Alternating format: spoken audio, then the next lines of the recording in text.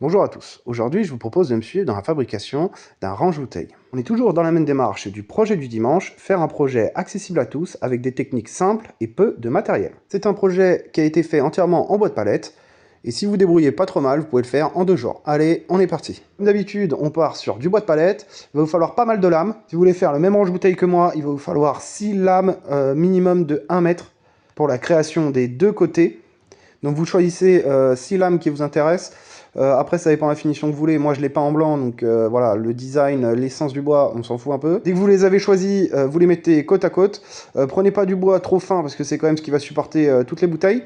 Ensuite, il faut vérifier si les côtés sont bien collés. Évitez d'avoir des grosses rainures. Si vous avez une palette qui est complètement tordue, ça ne va pas le faire. Dès que vous avez vérifié tout ça, on part sur un léger ponçage, juste pour dégrossir, pour que l'assemblage soit facilité.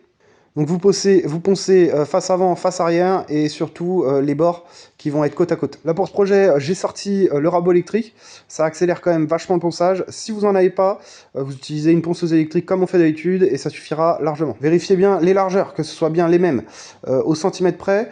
S'il y a une largeur qui est différente, n'hésitez pas à mettre un petit coup de scie sauteuse sur le côté et ce sera très bien. Donc là on peut voir le résultat avant, après rabot. C'est vrai que ça change pas mal de choses et c'est quand même beaucoup plus rapide qu'un coup de ponçage. Par contre, ça n'évite pas le ponçage. Le ponçage sera obligatoire si vous voulez un rendu fini.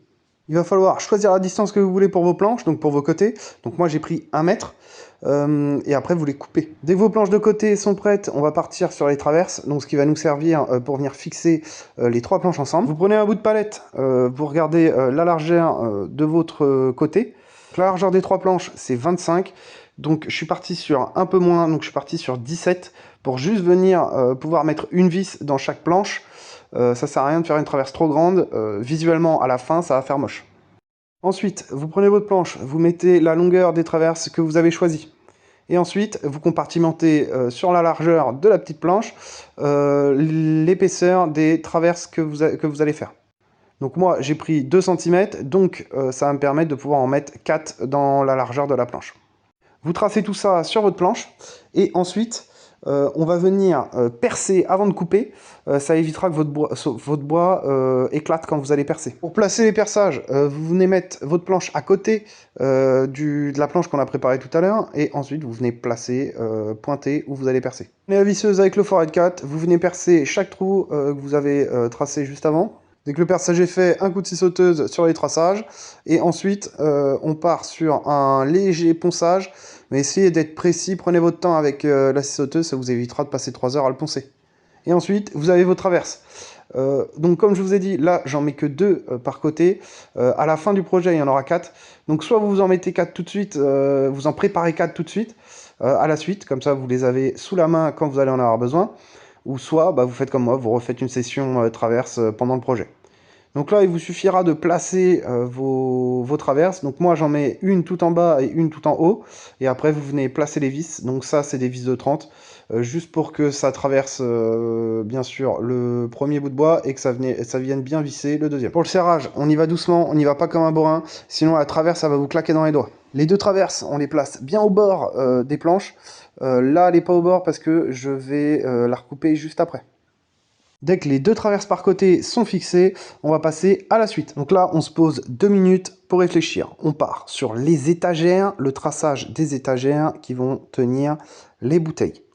Donc le but du jeu, ça va être de faire une étagère à l'arrière qui va prendre le cul de la bouteille et une étagère à l'avant qui va venir prendre le côté fin de la bouteille.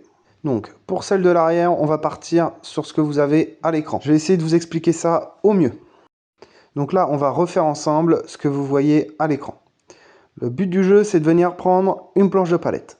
Et on va déterminer déjà pour commencer combien d'emplacements de bouteilles on a besoin. J'ai pris une bouteille de vin à côté de moi pour savoir le diamètre exact de la bouteille et pas me tromper. Ensuite, vous prenez une planche. Vous décalez de 2 cm du bord. Vous tracez et ensuite vous venez placer la bouteille. Donc le type de bouteille que vous allez vouloir ranger dans cette étagère. Donc vous tracez le contour de la bouteille. Ensuite, vous placez 2 cm entre le premier emplacement et le deuxième emplacement. Et vous replacez la bouteille. Vous faites ça pour le nombre d'emplacements que vous souhaitez.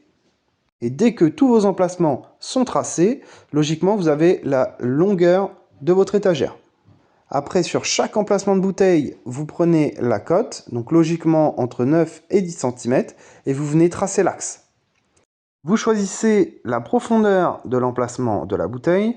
Logiquement, si votre diamètre de bouteille fait entre 9 et 10, votre profondeur sera entre 4,5 et 5. Vous tracez donc la profondeur et ensuite il vous suffira de faire le contour. Donc soit vous prenez un compas, soit vous prenez le culot de la bouteille, ou soit vous le faites à la main comme moi. Le mieux c'est d'utiliser un marqueur d'une autre couleur pour bien différencier pour la coupe. Ensuite vous mettez dans de bonnes conditions et vous partez sur la coupe. Prenez votre temps, ça vous évitera d'avoir des quarts de rond qui sont moches. On part sur une coupe qui va prendre du temps. Donc utilisez des serre-joints pour bloquer le bois sur votre table. Et dès que la coupe est faite, on part sur un ponçage complet de toute la pièce de bois et un ponçage à la main des arrondis pour un premier ponçage. Ce sera très bien. Et à partir de là, vous avez votre gabarit de base qui va vous servir à faire les 3 autres étagères. Donc pour la suite, je vous l'explique, mais je pense pas que ce soit utile. Vous prenez votre planche, vous prenez une autre planche de palette et vous venez faire le contour de votre gabarit sur l'autre planche. Et après, vous n'avez plus qu'à couper toutes les étagères qui vont aller à l'arrière de votre meuble. Donc c'est toujours pas fini, on part sur les étagères qui vont aller à l'avant. Si vous voulez des étagères qui soient pareilles sur l'avant et l'arrière, bah, vous prenez votre gabarit et vous coupez le nombre d'étagères que vous souhaitez. Si vous voulez faire comme moi, que ce soit des étagères qui prennent le bout fin à l'avant, je vais vous montrer comment on fait. Donc on va prendre le gabarit qu'on vient de construire. On va prendre une planche de palette. On va venir tracer ce gabarit sur la planche de palette. Ensuite, il va falloir choisir l'écartement des 2 étagères dans votre meuble. Dès que vous avez déterminé, donc moi j'étais entre 20 et 23, vous prenez votre bouteille, donc le type de bouteille que vous allez pouvoir ranger à l'intérieur. Vous prenez votre bouteille, vous mettez l'équerre et ensuite vous regardez entre 20 et 23 le diamètre approximatif du bord fin de la bouteille.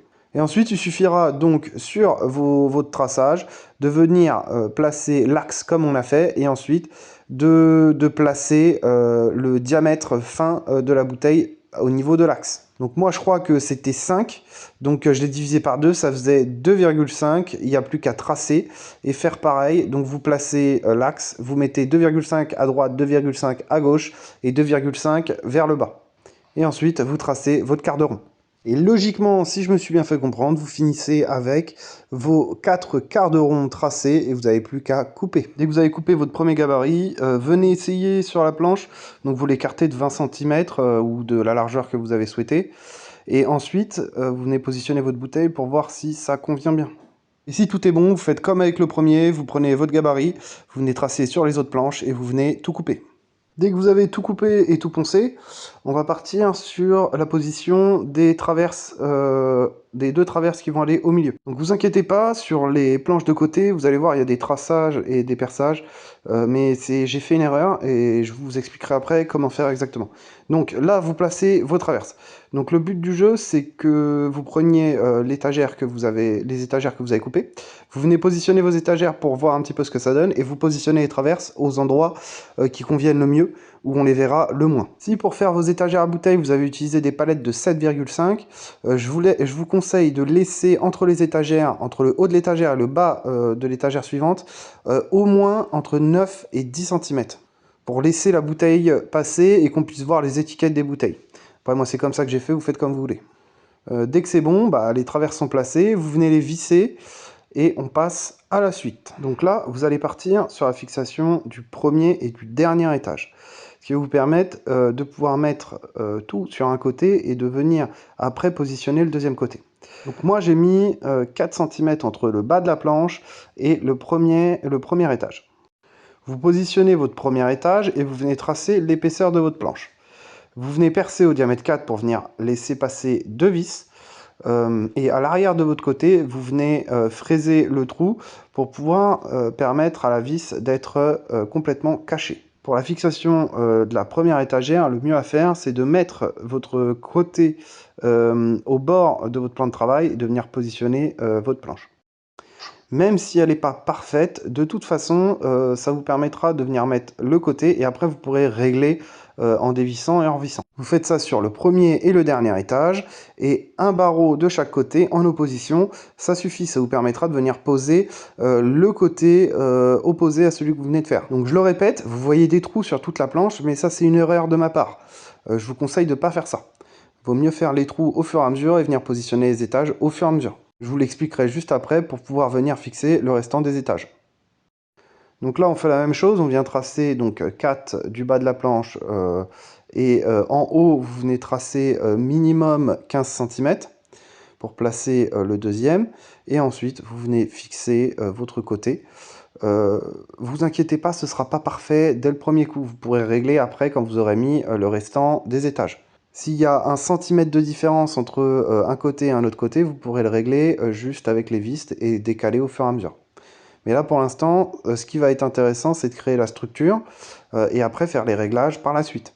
Et donc après, vous venez placer le restant des étages. Le mieux, donc c'est ce que je vous ai dit, c'est de viser entre 9 et 10 cm entre 2 étages. Donc entre le bas de l'étage et entre le haut. Et ensuite, le top du top, pour être sûr d'être de niveau, vous partez toujours du sol pour venir mettre vos étages. Donc vous partez du sol et ensuite vous tracez. Vous venez percer avec le diamètre 4 à l'endroit où l'étage va venir se fixer et vous venez mettre votre vis tout simplement et vous faites pareil de chaque côté et à l'arrière et à l'avant de votre meuble. Prenez votre temps parce que c'est une partie qui est importante et ce sera le rendu final que vous aurez sur votre meuble. Pour la visserie, moi j'ai pris de la vis de 50 pour le bas de mes étagères où il y a vraiment de la matière où on peut visser, et pour la deuxième vis qui va venir bloquer le haut de l'étage, j'ai mis de la vis de 25-30 mm. Dès que vous avez fini votre premier étage, voilà, vous venez vérifier si tout vous convient et après vous avancez comme je vous ai dit de 10 en 10 et vous vérifiez bien à chaque fois quand vous avez tracé 10 supplémentaires, vous repartez de votre sol et vous vérifiez si les deux côtés sont exacts. Et voilà, après vous finissez avec tous vos étages posés. Voilà, essayez de faire un truc le plus propre possible, ça vous permettra d'avoir une structure qui est prête à accueillir directement les bouteilles. Alors si vous voulez faire un rangement standard de bouteilles pour voilà, un sous-sol ou n'importe quoi et que vous vous en foutez de l'esthétique, vous pouvez vous arrêter là. Tout ce que je fais après ça, on est sur de l'esthétique. Donc si vous voulez vous arrêter avant, vous arrêtez avant. Donc là on va partir sur le dessous de notre meuble. Donc on va venir placer 3 planches. Donc vous venez prendre la largeur de votre meuble, vous venez tracer, vous rabotez vos planches et vous les coupez. Ensuite, on va venir les positionner, pré-percer au diamètre 4 les bords des planches et venir mettre des vis sur chaque planche. Donc vous venez les fixer. Le but du jeu, c'est que ce soit serré, mais n'allez pas chercher la perfection, c'est juste pour créer un fond à votre meuble. Ensuite, dès que vos 3 planches sont fixées, vous vérifiez que vos bords ne dépassent pas. S'ils dépassent, vous pouvez mettre un léger coup de scie sauteuse pour venir les raboter au plus proche. Et ensuite, on va venir créer les pieds de notre meuble. Le but du jeu, c'est de venir mettre des planches de palette sur les côtés en fixant les bords sur notre meuble et en laissant dépasser 2-3 cm pour que le meuble soit posé sur la tranche des palettes qu'on vient d'installer. Moi, j'ai pris de la palette qui est assez large pour avoir une bonne solidité. Donc, vous coupez les bords. Moi, j'ai commencé par les côtés droite et gauche. Donc, je vous les tracez en les mettant directement dessus et ensuite vous les coupez. Moi, j'ai choisi que mon meuble soit surélevé de 4 cm.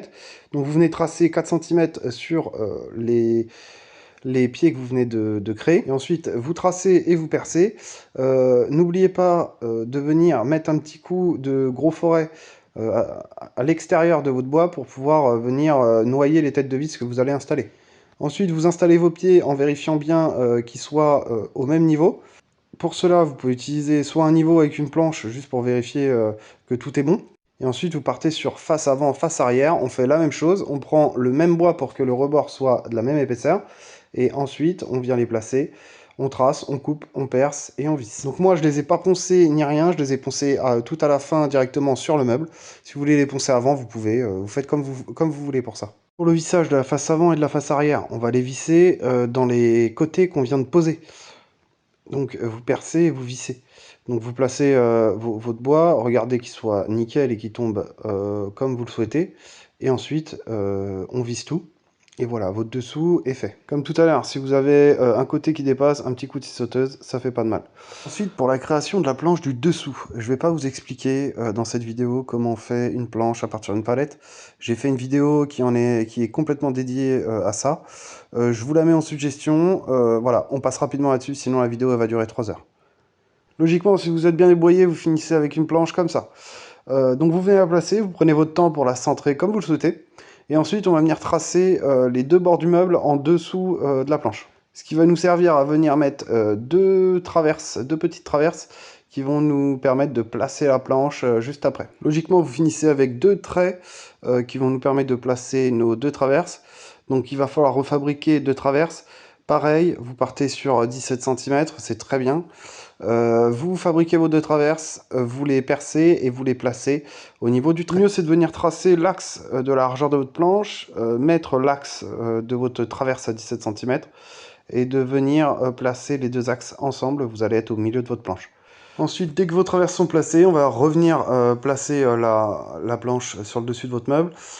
Si vous essayez, si ça passe, c'est nickel. Si ça passe pas, essayez de forcer, mais doucement. Vous regardez s'il y a un gros écart. S'il y a vraiment un gros écart, moi par exemple j'ai eu 0,5 d'écart. Voilà, j'ai dû redéplacer vers l'intérieur ma traverse. Donc n'y allez pas comme un bourrin, ça sert à rien. Dès qu'elle est placée comme convenu, on va faire deux petits rebords qui vont venir cacher le dessous de la palette. Moi je suis parti sur des petits rebords de 3 cm. Donc pareil, hein, vous prenez bout de palette, vous tracez votre largeur, vous coupez, ensuite vous replacez, vous prenez votre largeur de meuble où vous allez insérer le rebord, vous coupez et vous le placez, vous le vissez par les côtés, ce qui va permettre à la structure d'être bien serrée. Et après, la structure complète, logiquement, est terminée. Il vous suffira plus que de tout poncer, de mettre de la pâte à bois sur tout ce qui est trous de vis, rainures, enfin la totalité de ce qui va vous déranger au niveau esthétique. Et ensuite, vous reponcez un bon coup le tout et vous finissez logiquement avec votre meuble complètement fini au niveau du bois. Après, vous n'avez plus qu'à traiter. Donc moi, j'ai fait peinture blanche sur toute la structure du bas et un vernis incolore sur le plateau du haut. Et voilà, vous finissez avec un meuble, logiquement, qui est nickel pour accueillir les bouteilles. J'espère que la vidéo vous aura plu. En tout cas, si vous aimez les concepts comme ça, n'hésitez pas à vous abonner à la chaîne. Il y en aura encore plein. Je vous souhaite bon courage à vous et bon bricolage.